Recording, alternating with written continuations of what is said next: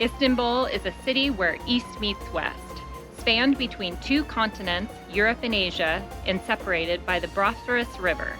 This is a city where you can experience the rich history of the old city to the modern shopping districts and restaurants and hotels. Now, when we first decided to come to Istanbul and we were going to be staying for a month, to say that we were a little nervous of our decision would be... Yeah, I even questioned Carrie, are you sure we want to stay there for a whole month after she had already booked the Airbnb? 20 million people, a lot going on, but you know what?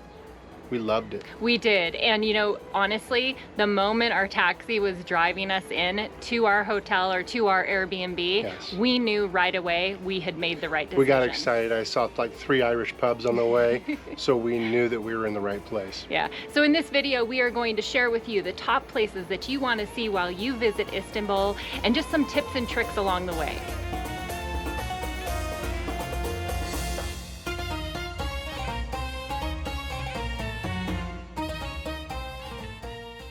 Now, Istanbul is not the capital of Turkey, but it is a melting pot of just about anything you could possibly want to find. It's a mix between European and Asian with a lot of cuisine in between. We're going to try and find as much of that cuisine as we can while we're here. We have a whole month to do it. It's not just about the Irish pubs.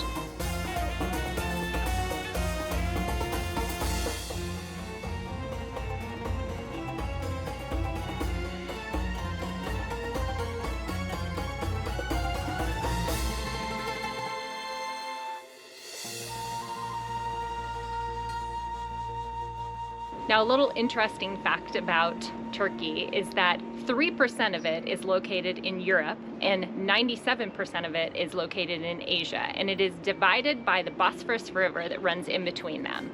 So one country and 2 continents. That's pretty cool.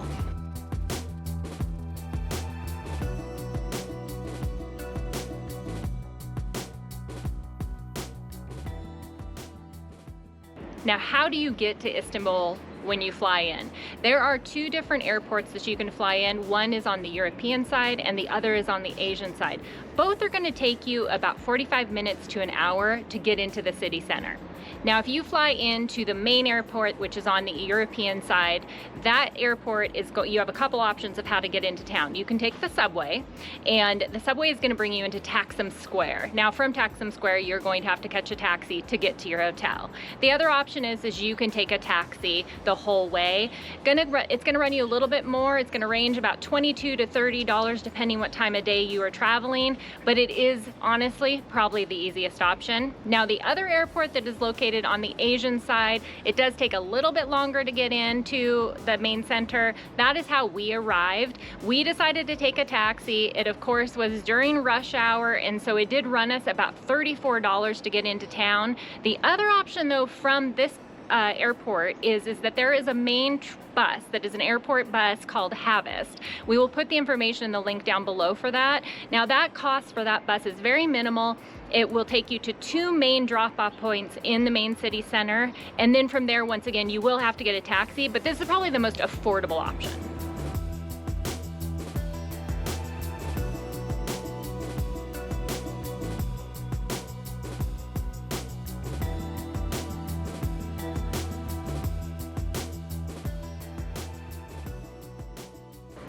Now, one of the most iconic buildings here in Istanbul is Hagia Sophia, built in 537 by the Roman Emperor as a Christian church.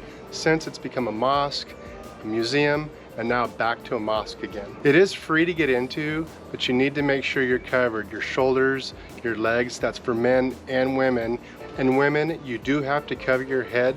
They'll have a scarf at the front gate for you if you don't have one of your own to cover up with. It is strictly enforced too, so if you want to bring your own, I advise you to do it.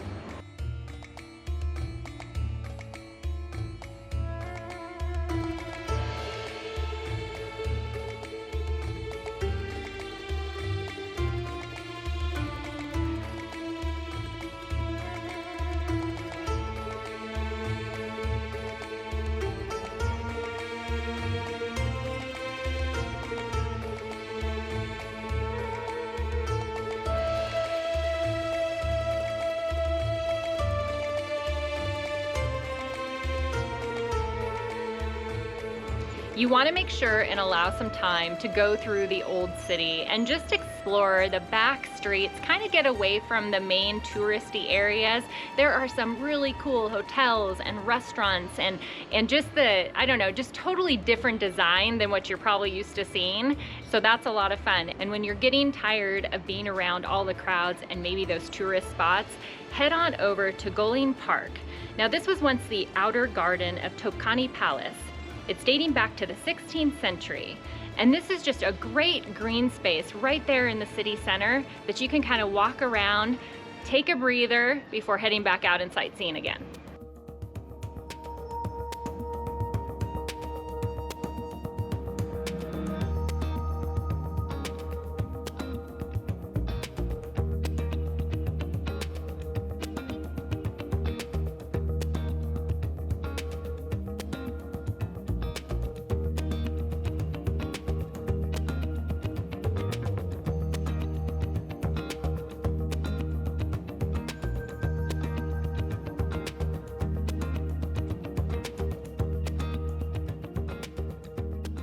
Now, in general, we found Istanbul to be very walkable.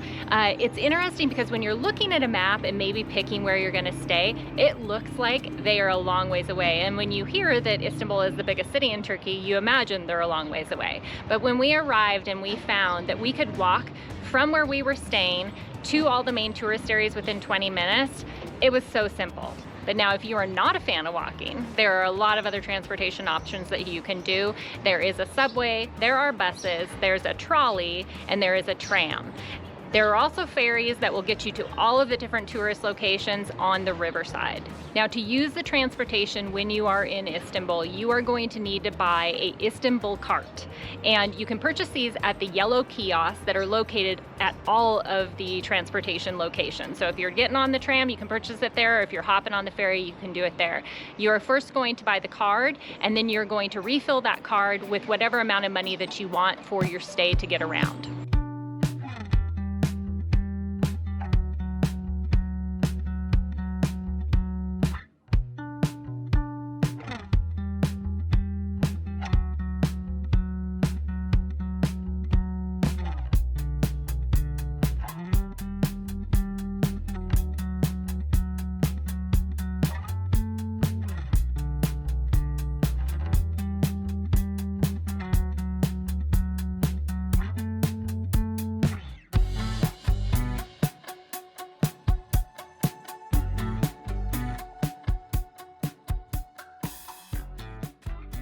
Now, the Blue Mosque is the most visited landmark in all of Istanbul, pulling in millions of people every year.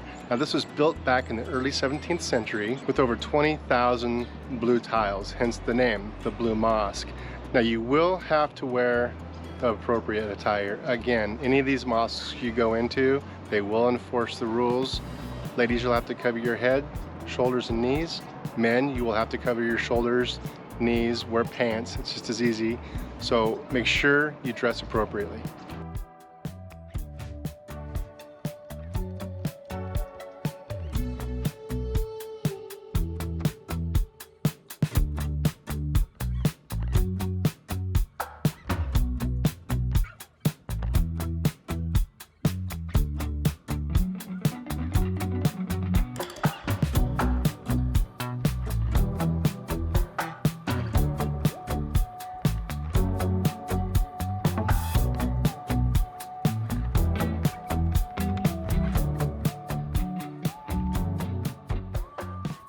Now, the food in Turkey in general is amazing, but in Istanbul, it is so varied. So we had found Lebanese food, we found Indonesian food, we found, of course, Turkish food. We pretty much found any kind of food that you could possibly want. We found street food. Yes, we did find that. Which is what I like because it's easy. We found the little pizzas. They weren't called pizzas. They were Turkish pizzas. Yeah. I don't know what they were called, but they were delicious. They were great, and they were affordable meals. Yes, they were very affordable. Chestnuts roasting on an open fire. There's a lot of that. Yeah, and these big baked potatoes. That was a really popular one. You got this big baked potato, and then it was kind of like a potato bar, and they had all these different, very different than things that we were used to putting on top of a baked potato. So that was a lot of fun. That was cool. And if you didn't want to get a baked potato, right there in the same location. You could do the kebab. You could also get corn on the cob, which I really don't understand, the corn on the cob thing. It's just messy. I love corn on the cob, don't get me wrong. And then you're just But sticking it you're out just, easy. yeah. But if you really like corn on the cob, there was a lot of those as well. Yeah.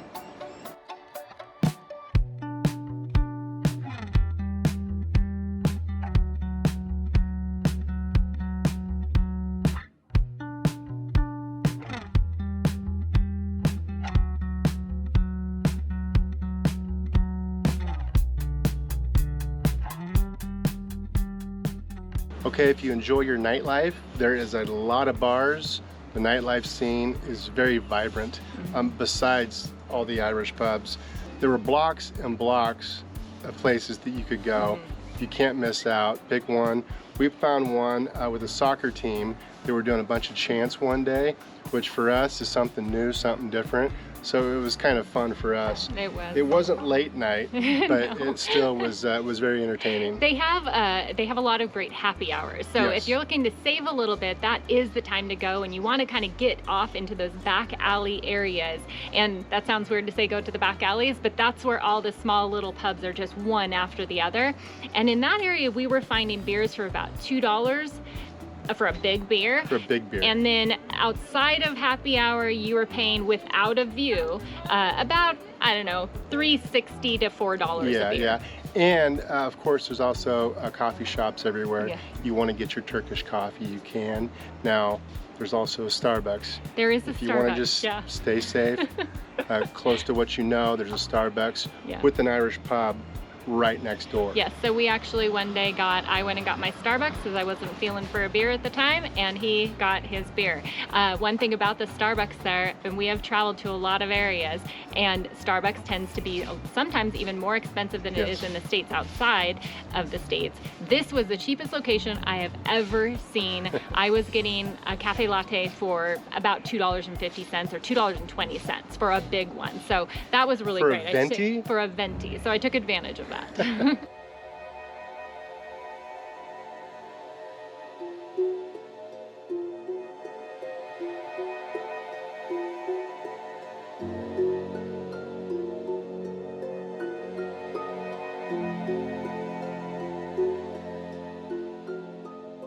The Basilica Cistern. Now this is a huge underground water treatment plant that the Romans used hundreds of years ago. This thing is massive. It's like 9,800 square meters. It's held up by 336 huge marble columns. They light the place up. It looks amazing. Now the section that draws the most attention is the upside down Medusa head on a huge column towards the end of the tour. Now to get in, it cost about $12.45. So it's not bad, but when you're exploring everything else and you're looking at all these other mosques and stuff, thank goodness the mosques are free, because otherwise it could start adding up.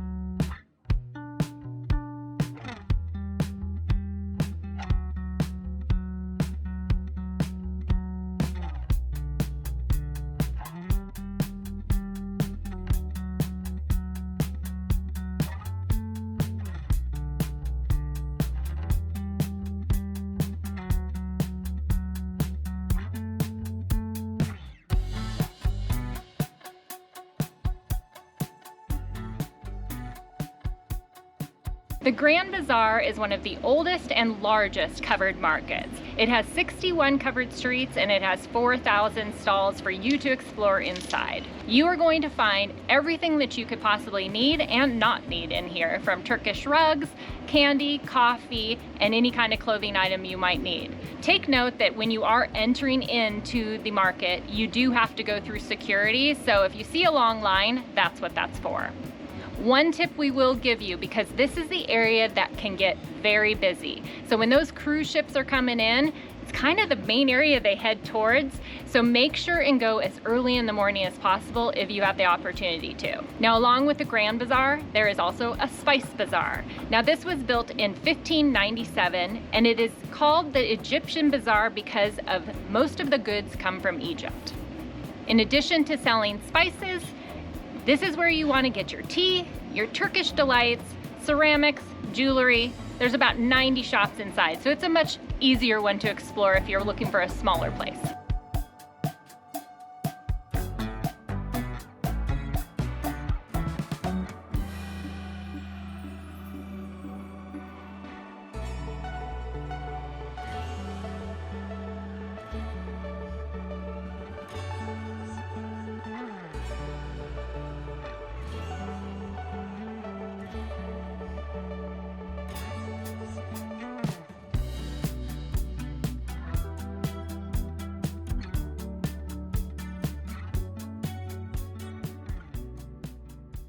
Okay, the Galat Bridge. Now this bridge takes you over across the Golden Horn from where we're staying over to the Grand Bazaar where all their touristy stuff's at.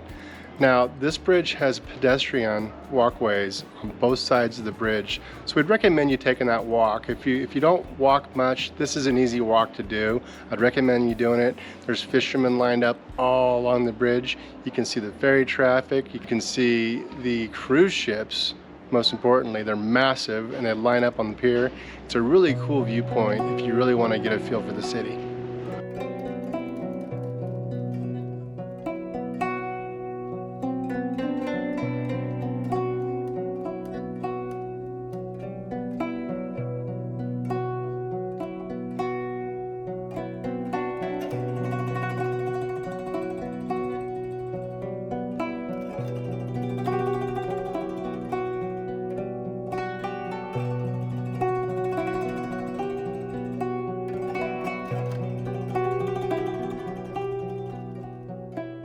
Now we've made it to the other side of the bridge, and the next thing, which you're not going to miss because it's right in front of you, is Galat Tower.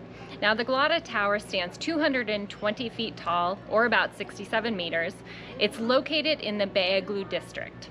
The tower was originally built in 1348 and it was restored in 1967. Originally, it was built as a military lookout, but also used for a fire lookout and astronomical observation. The cost to get into this is not cheap. It is $23. So we have a little pro tip for you. Find a rooftop bar. There is no lack of them. And the cool thing about this is instead of viewing out from Galat Tower, you actually are viewing Galat Tower and the river and the bridge and the whole city skyscape. And go at sunset and get a couple drinks, enjoy this amazing view, and it's going to cost you the same price as going up in the tower. Now there's plenty more to do while you're here in Istanbul that we did not list in this video. A lot of museums. You can get a pass, a 5-day pass, and once you activate this pass, you can go and explore wherever you want. It's an $80 purchase, but it might be worth it if you're in Istanbul for more than a couple days.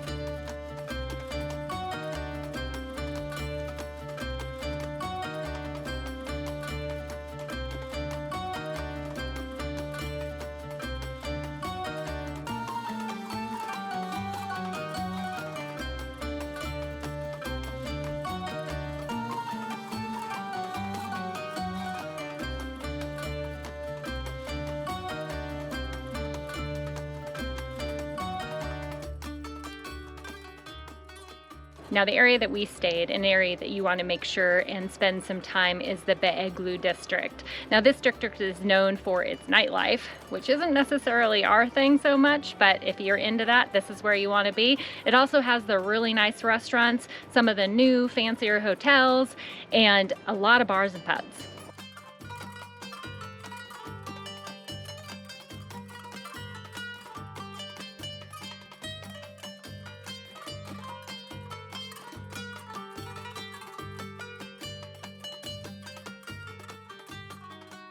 There are a few popular neighborhoods in this district that you can stay. Now there's Changar, which is kind of the bohemian area. This area is in between Galat Towers and Taksim Square, so it kind of puts you in a really central, great location. But be aware there are a lot of hills in this area.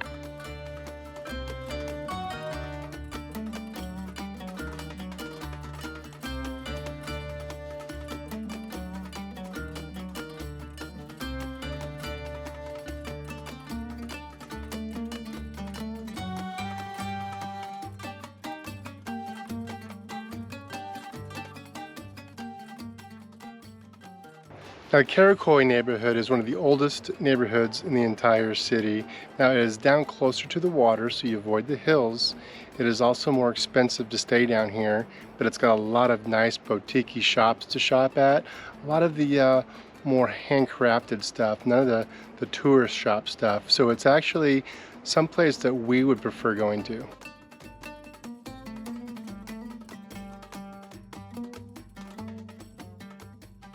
Now there's Galaport. Now this is where the cruise ships are gonna come in. There can be 3 large cruise ships at one time here. The walking area is 1.2 kilometers. So if you just want a really nice, flat, beautiful area to walk, this is a great place to go. Now in this location is, I believe, one of the only underground cruise terminals. So that's pretty cool. Now above that is 250 different shops and restaurants that you can go to. We had a great time just going and exploring all of this area because it's really, I don't know, it was easy to walk through. It was nice and flat. It was all new. It just felt really kind of nice and clean.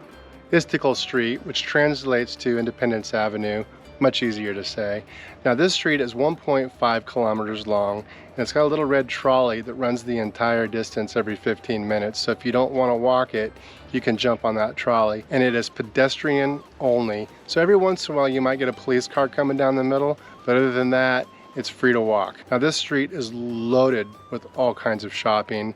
It's basically a big outside mall where you can get shoes, shirts, anything you need that are name brand, that are not the touristy type stuff. They're actual Nikes, Adidas, Gap, all those sorts of stores. It also has all the shops and restaurants kind of on the back side of the street, where if you want to grab a beer perhaps, you can do some shopping and then go have a beer.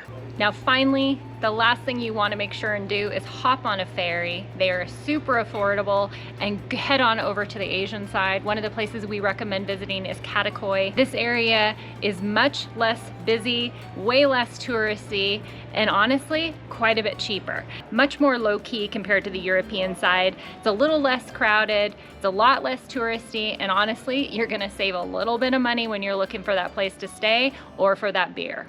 Now, as always, one of the big questions is where do you want to stay when you come into Istanbul? Now, I know that we really struggled with trying to decide where to stay. The one place that, say you only have a couple days to be here, then you're going to want to maybe centralize yourself in Old City. You're going to be near all the main tourist points. They're all going to be in very quick walking distance, and you'll be able to see everything you want to see. Now I like where we stayed. Yeah. The Beo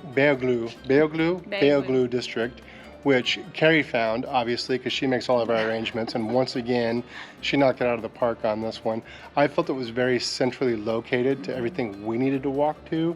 Now, it is hilly, so there is a steep hill that you have to go up to get to, say, Galat Towers, or Istiklal Streets. Yeah. I can't pronounce any of these things. And when he says hilly, I'm going to say hilly is probably an understatement. You have to be willing to go up very, very steep hills. Yes, and I had planned to get up every morning and run this hill at least twice, maybe 3 times. I thought about it every morning.